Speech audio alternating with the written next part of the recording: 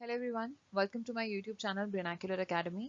आज का हमारा टॉपिक है नॉन पर्सनल डेटा। तो ये न्यूज़ में क्यों था?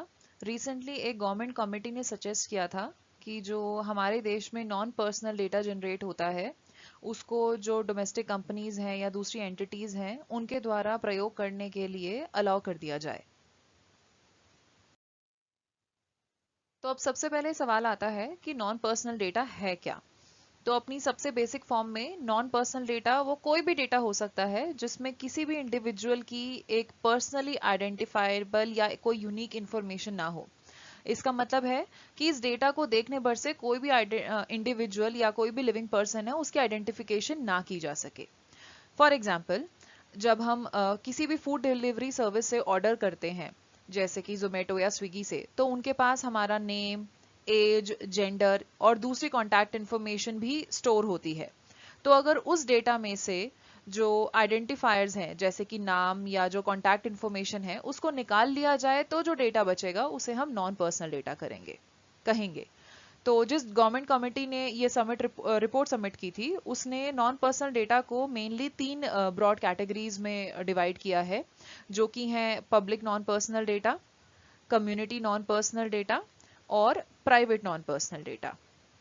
अब डेटा के सोर्स और इस परख पे कि क्या उस डेटा को हम लोग एनोनिमाइज कर सकते हैं, मतलब क्या उसमें से हम वो जो आइडेंटिफायर्स हैं उनको निकाल सकते हैं, इस बेसिस पे ये जो तीन कैटेगरीज हैं डेटा की, ये डिवाइड की गई हैं। अब अगला सवाल ये है कि पब्लिक, कम्युनिटी और private non personal data sets क्या हैं।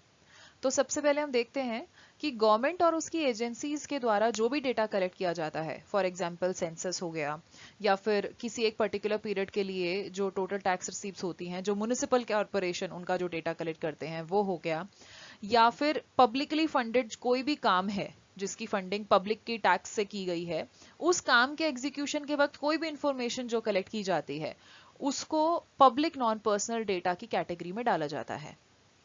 फिर आता है वो डेटा जो कि एक पर्टिकुलर सेट जो होता है पीपल का उसको पर्टेन करता है, जिनमें कुछ भी कॉमन एस्पेक्ट हो सकता है, या तो उनके बीच में एक सेम जोग्राफिक लोकेशन हो वो कॉमन होनी चाहिए, या रिलीजन या जॉब या कोई और दूसरा कॉमन सोशल इंटरेस्ट, उसको कम्युनिटी नॉन पर्सनल डेटा की कैटेगरी में डाला जाएगा। फॉर एग्जाम्पल, जो डेटा आपकी जो राइड हेलिंग एप्स हैं जैसे कि ओला हुआ, उबर हुआ, या फिर टेलीकॉम कंपनीज हुई, या इलेक्ट्रिसिटी डिस्ट्रीब्यूशन कंपनीज हो गई, इनके द्वारा जो डेटा कलेक्ट किया जाता है उसको कम्युनिटी नॉन पर्सनल डेटा की कैटेगरी में डाला जाएगा। फिर जो तीसरी कैटेगरी आती है वो है जिसे हम कहते हैं प्राइवेट नॉन पर्सनल डेटा। इसमें वो डेटा आएगा जो कोई एक इंडिविजुअल लेवल पे जनरेट होता है और जिसको किसी भी प्रोप्राइटरी सॉफ्टवेयर या नॉलेज की एप्लीकेशन से डिराइव किया जा सकता है। तो अब अगला सवाल ये आता है कि जो नॉन पर्सनल डेटा है वो कितना सेंसिटिव हो सकता है।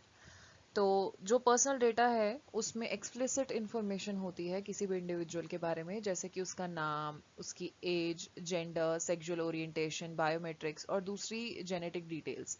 इसके ठीक विपरीत जो नॉन पर्सनल डेटा है वो एक एनोनिमाइज्ड फॉर्म में होता है, मतलब इंडिविजुअल के डेटा को एक एनोनिमिटी प्रदान करता है। हालांकि कुछ कैटेगरीज डेटा की ऐसे भी हैं जो कि नेशनल सिक्योरिटी या स्ट्रैटेजिक इंटरेस्ट से रिलेटेड हैं, जैसे कि गवर्नमेंट लेबोरेटरीज या जो रिसर्च फैसिलिटीज हैं उनकी लोकेशन, जो कि अगर एनोनिमाइज्ड फॉर्म में भी प्रदान की जाए तो भी डेंजरस साबित हो सकती हैं। इसी तरीके से जो डेटा है जैसे कि किसी कम्युनिटी की हेल्थ से रिलेटेड या फिर किसी ग्रुप ऑफ कम्युनिटी की हेल्थ से रिलेटेड, एनोनिमाइज्ड फॉर्म में होने के बावजूद भी डेंजरस साबित हो सकता है। फिर अगला सवाल आता है कि नॉन पर्सनल डेटा के ऊपर जो ग्लोबल स्टैंडर्ड्स हैं वो क्या कहते हैं। तो मई 2019 में यूरोपियन यूनियन ने एक रेगुलेशन निकाली थी जिसमें उन्होंने कहा था कि यूरोपियन यूनियन की जो मेंबर कंट्रीज हैं वो एक दूसरे के साथ कोऑपरेट करेंगी और जो फ्रीली नॉन पर्सनल डेटा है वो शेयर किया जाएगा यूरोपियन यूनियन के बीच में। इस रेगुलेशन ने हालांकि जो नॉन पर्सनल डेटा है उसकी कोई स्पेसिफाइड डेफिनेशन नहीं दी थी और सिंपली ये कहा था कि वो सारा डेटा जो कि पर्सनल नहीं होगा उसे नॉन पर्सनल डेटा की कैटेगरी में डाला जाएगा। इसके अलावा विश्व के में कई अन्य देश ऐसे भी हैं जिसमें कोई भी nationwide data protection laws exist नहीं करते हैं, चाहे वो पर्सनल डेटा के लिए हो या फिर नॉन पर्सनल डेटा के लिए।